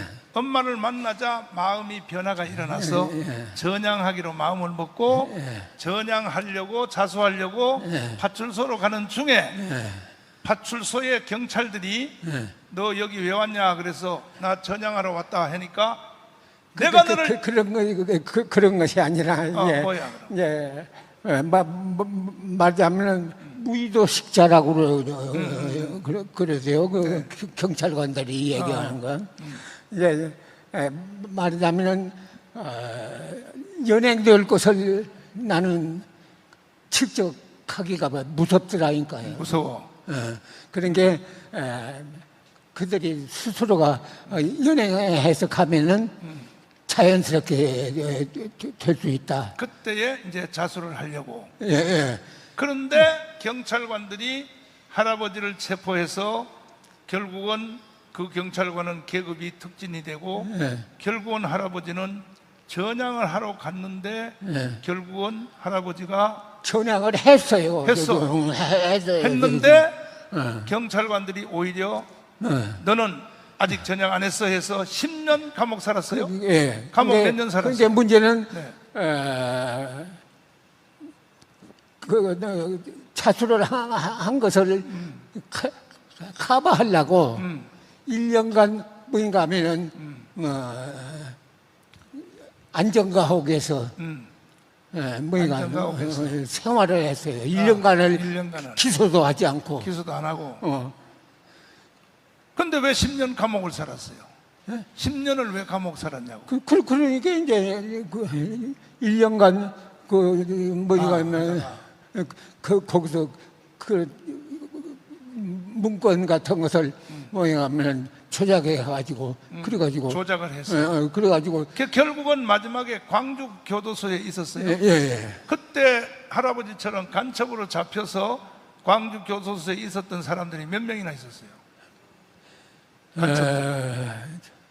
그게 뭐가 하면은 그때 나 거기가 있을 적에 뭐가 하면은 태국교도소, 전주교도소, 광주교도소 이렇게 세 곳에 사상범이 있었는데 전부 다 모여 있을 때예요. 광주로 다 모았다. 모았어. 그때 몇 명이나 있었어요? 뭐가 하면은 전향해서 나와서 직장에서 그 교도소 안학에서 뭐가 하면 직장에 나가가지고 교도소에 갇혀 있었던 사람들이 몇 명이나 있었어요? 간첩 중에 103명이 있었어요. 103명. 자, 103명. 그 다음에 있었는데 그 다음에 전향하지 않는 64명이 있었어요. 64명이 있었는데 김대중이가 대통령이 됐죠. 대통령이 되자 가짜로 전향서를 쓴 사람들은 광주교도에서 나온 사람들을 북한으로 다 보냈죠. 안 보내요. 아니 북한으로 김대중이가 대통령 되자 이인모라고 알아요? 이인모? 이인모 알아요. 그건 김영삼이가 미전향 장기수를 북한으로 보냈고 그거 하나를 보내고 그 다음에 뭐가 하면 김대중 정권이 들어서 가지고 64명이 뭐가 하면 가석방 해가지고 북한으로 64명? 보내가지고 조선민주주의인민공화국 영웅들이 다 됐어요. 영웅들이 다 됐어. 64명을 북한으로 보냈다. 그것만 봐도 이 김대중이라는 놈이 어떤 것이라는 거 뻔한 거 아니요. 뻔한 거 아니야. 말하면 가석방이라고 그러는 거 그렇게 못하지 않아요. 근데 할아버지도 그때 전향서를 쓰고 나왔는데 103명이 먼저 보낸 102명이라 그때 나왔는데 나중에 보니까 광주 사태가 그럼 다 거짓말이고. 다 거짓말이고. 광주 사태가 103명 중에 진짜 전향한 그 교도소 안학에서 뭐인가 하면 이제 직장에 다 목공이 이제 일을 하는데 103명이 일하는데 내가 그 정복에서 있었고 그러니까 요놈은 전향의 가짜라 하는 것을 다 알 수가 있어요. 알 수 있어요. 그런데 그 중에 나오고 구례에 있던 한 사람하고 내 친구가 됐지. 그 두 사람만 진짜 전향을 하고 그건 다 나머지는 다 가짜 전향을 쓰고 나왔는데 광주 사태가 딱 일어나니까 그때 거기 다 참가했어. 광주 사태가 일어나니까 가짜로 전향하고 나왔던 사람들이 광주 사태의 전면에 다 나서더라. 그때 저 새끼들이 가짜로 전향했다는 걸 알게 되었다. 그 얘기죠. 그렇죠. 그러면 광주 사태를 일으켰을 때 사실은 제일 앞장선 사람들이 그 광주 교도소에 gat혀 있었는데 가짜로 전향서 쓰고 나온 놈들 전국에서 모여가지고 그 놈들이 광주 사태에 제일 앞잡이 노릇을 했어요? 그렇게 해서 다 문서는 있어도 자기 자율이거든. 자, 지금 시간 관계상 할아버지 제가 물어보겠습니다. 이렇게 가면 대한민국이 망할 것 같아요? 살 것 같아요? 그러니까 내가 이 얘기를 며칠 전에 이 얘기를 했어요.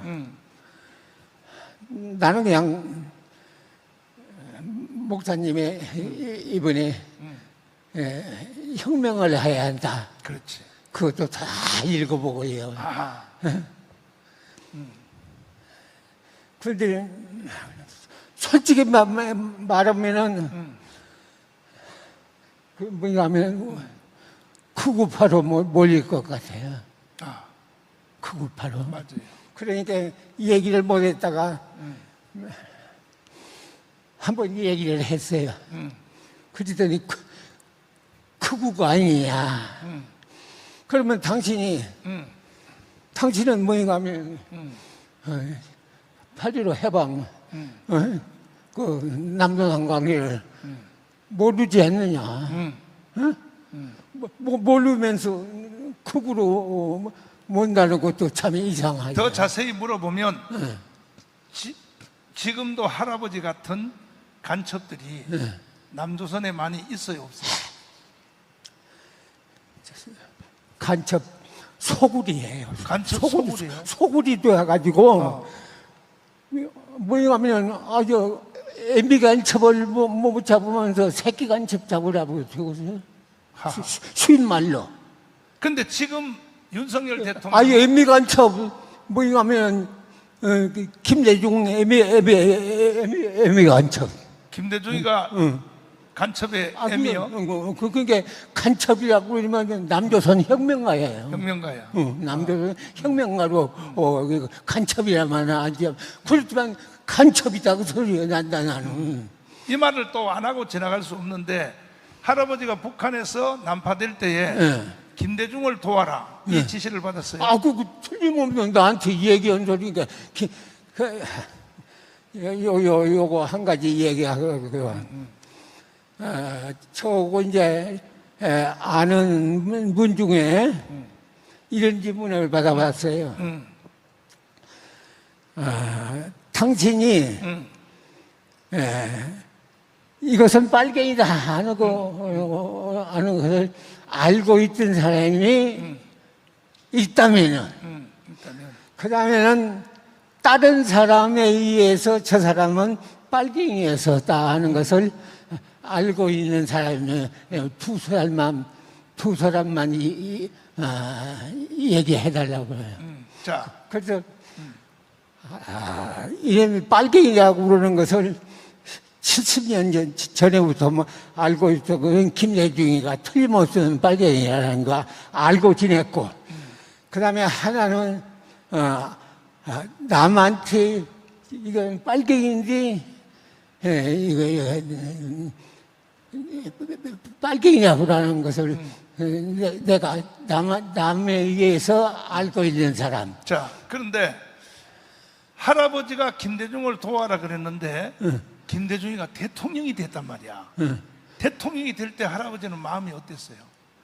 김대중이 대통령 될 때. 아주 뭐가 하면 1980년도 오니까 내가 전황 뒤에 사건이. 그러니까 김대중이가 대통령이 됐잖아요. 대통령이 될 때 할아버지는 뭔 생각을 하셨어요? 생각이 다 됐구나고. 다 됐구나. 다 돼야. 아, 세상 다 됐구나. 정말로 대한민국이 이렇게 된 것이 김대중에 의해서 모든 것이 김대중 1차 혁명, 노무현 2차 혁명, 그 다음에 뭐냐면 문재인 3차 혁명이 이것이 다 그대로 이어봐서 그러면서 난 극우로 얘기하시려고는 몰라도 참 힘들 것 같아요. 힘들 것 같아. 힘들죠. 대한민국에 유지되기가 힘들 것 같다. 이것이 회복되기라고 그러는 것이 회복되기가 힘들 것 같다. 회복되기라는 것이 이렇게 그냥 꽉 쩔어버린 것을 어떻게 처리를 해요? 이 상태로 가면 대한민국이 힘들 것 같다. 그러니까 자유우파 국민들이 일어나야 될 거 아닙니까? 자유우파 국민들이 정신을 차리고 일어나야 될 텐데 그렇지를 않아요. 그런데 이 전라도에 특별히 전라북도 이 전라북도 형편을 다 끄고 있잖아요. 그렇지. 이제 한 가지 이야기해서 전라북도에 있는 뭐가 하면 홍명희 부사장이라고 그러는 사람이 여기 사람이에요. 근데 그 사람이 저우에로 올라가서 성공을 해서. 그러니까 그 홍명희 북한 부수장이 전라도 사람이구나. 전라북도 사람이에요. 전라북도 사람이구나. 그래서 할아버지를 잘 봐줬네. 이제 그런 사람이 좋은 학교 나오고 그래서 내가 훈장까지 받았어요. 국회의원장 삼고 공부를 잘해가지고. 자. 그렇게 공부를 잘하고 이 학교를 졸업했으니까 이 사람을. 자, 그러면 시간 관계 때문에 예. 자, 이 문재인은 어떻게 보여요? 문재인은 어떤 사람이에요? 이거 문재인은 시방 그냥 털어놓은 간첩인데도 못 잡지 아니요. 큰일이요. 여하튼간에 문재인 못 잡으면 대한민국 망하지 대한민국 살 수가 없어. 근데 그러면 네가 무엇을 알아서 그러냐 이렇게 얘기해. 그러면 나 같은 사람한테 물어보지도 말을 하고 가요. 나 같은 사람이 없어. 나 같은 사람이. 그런데 윤석열 대통령이 눈치를 챈 것 같아. 이제. 그러니까, 예. 근데 역시 검찰 출신이라서 처음에는 내가 믿지를 않는 윤석열을 안 믿었어. 뭐냐면은 글씨 쓰는 곳이 많아요. 그 사람 못 쓴다는 거. 그랬더니 요새는 잘해요. 잘해. 근데 시방 뭘 제일 잘해? 뭘 잘 잘해? 요새 이념가의 투쟁을 뭐에 가면은 윤석열이가 하고 있다. 그래서 그런 걸 내가 다 전부 뽑아가지고 이게 되는데 이념 투쟁이라는 것은 사상 투쟁이거든. 그렇지. 근데 사상 투쟁은 이미 70년 전에 이념으로 갈라졌어. 자, 그래서 윤석열 대통령이 이제 1년 해보니까 하하 한국이 간첩의 손에 들어갔구나. 이걸 윤석열이가 안 것 같아. 검사 출신이라 놔서 그러는지 요새는 마음에 쏙 드는 마음에. 그래서 내가 보니까 이재명하고 이 문재인을 구속시킬 것 같아. 윤석열 대통령이 문재인을 구속시킬 것 같다고. 지금. 문재인 못 놓으면은 대한민국은 존재불가능이야. 존재불가능이야. 솔직하게. 내가. 근데 시방 어찌나 그냥 복잡하니 얽혔는지 나 같은 사람이 있어요. 공산당 활동하다가 북에 가서 20년간 살다가 그 공산당 활동을 하다가 여기 와서 자수를 한 사람이. 그렇지. 맞아. 할아버지 같은 사람 없는데 마지막으로 윤석열 대통령이 문재인 체포하고 이재명이 체포하고 그놈 못 잡으면 안 돼. 안 돼. 그놈 못 잡으면 안 돼. 그걸 문재인은 틀림없는 간첩이라는 그런 거던데 그 책을 구체적으로 읽어보셨어요? 책? 내가 쓴 거. 책 아직 못 읽어봤어. 아이고 큰일 났네. 내가 꼭 읽어볼게.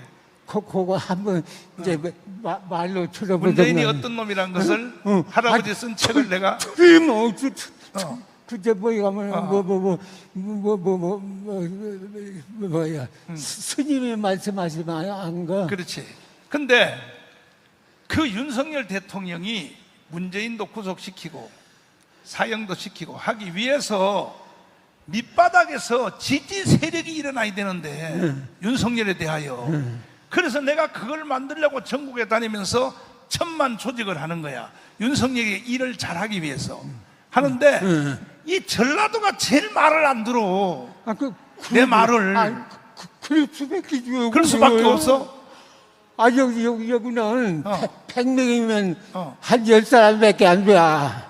100명 중에 여기 100명 중에 우리 사람 콜라 하면 그냥 20명이냐고 콜라. 근데 오늘 여기 온 사람들은 다 우파가 맞아. 여기 온 사람들은.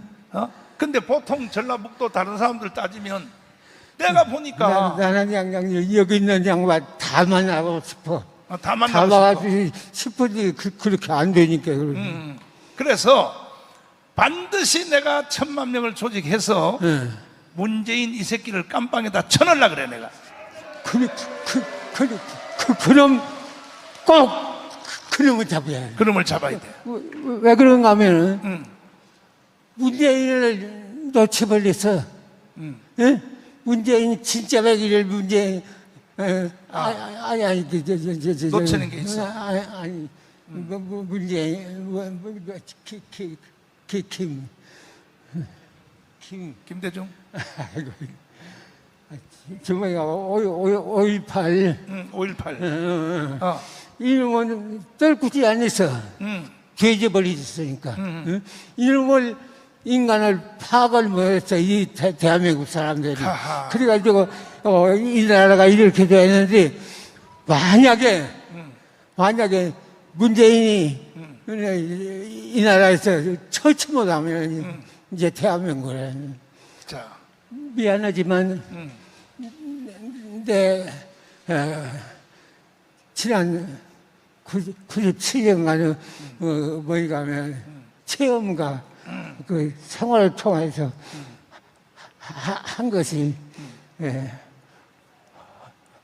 허사로 돌아갈 수밖에 없어. 허사로 돌아갈 수밖에 없어.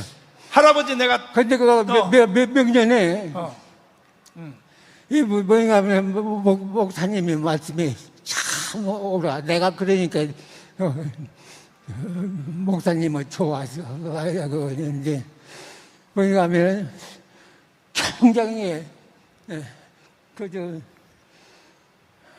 아까 그 목사님이 할아버지 시간 관계상 이제 다음에 또 우리가 너하라 TV에서 하기로 하고 마지막으로 여기 있는 전라북도 여기에 애국 동지들한테 말씀 한마디 해주세요. 여러분들이 이렇게 굉장히 많이 오시네요. 숨어서 애국 투쟁하시지 말아요. 잘 들어요. 숨어서 애국 투쟁하지 말고 어떻게 하라고 그냥 1000만 명 이번에 난 그것을 성공의 별이라고 생각을 해. 목사님 1000만 명 가면 공개적으로 하라 이 말이지. 애국 운동도 이렇게 때문에 뭐냐면은 아주 좋은 말씀들 많이 하시니까 내가 그것을 내 생명이라고 생각하고 내가 이제 연구를 하고 있어요. 그러니까 뭐냐면은 숨어서 여구 천주면 천주 그래. 자기 모임이나 이렇게 가지는 않아요. 자, 이따가 식사하시다가 할아버지한테 질문할 게 있으면 메모해서 주시면 내가 이따가 제일로 알고 싶은 거. 알고 싶은 거. 제일 알고 싶은 거. 제일로 알고 몇백 명 오시고만 여러분 다 보시지만 나 준비해가지고 나오시질 않아요. 나는. 그렇지. 준비할 필요도 없어. 그냥 직접 대화를 하는 게 무슨 말이 나올지 그렇지. 몰라. 알겠어요? 실력 없으면 이 대화 방식의 강연은 내가 할아버지한테 이 인터뷰를 4번, 5번째 하는데 이게 처음에 할 때하고 틀리나 맞나 내가 그걸 계속 재보거든. 근데 하나도 안 틀리는 거야. 근데 이제 내가 생각해도 그냥 시방 내 책이 있어요. 그래서 시시콜콜 한 것까지 다 적은 건데 자서전인데. 알았어요. 그 책 내가 다 팔아줄게. 내가 책 다 팔아준다고. 그렇지. 그거 한번 보세요. 그거 책 우리 출판사 퓨리턴 출판사에서 우리가 발간한 거야. 할아버지 책을 다 내가 보여줄 테니까 다 한 권씩 사서 이해해 주시고, 그러면 잠시 여기 아래 가서 쉬시다가 이따가 질문 나오면 다시 한번 모실게요. 자, 박수하겠습니다. 네. 자, 이제 이 할아버지의 증언을 한 가지만 더. 여기 우리 전라북도니까 내가 얘기를 합니다. 그렇지. 다 여기 전라북도 책임 애국자들이 있어요. 책임자들이 있어. 네? 근데 책임자들이 시원찮아. 이 전라도. 책임자. 이 전라북도 책임자들이 시원찮다니까. 뭐인가 하면 최 목사님하고 예공의 목사님이 있어요.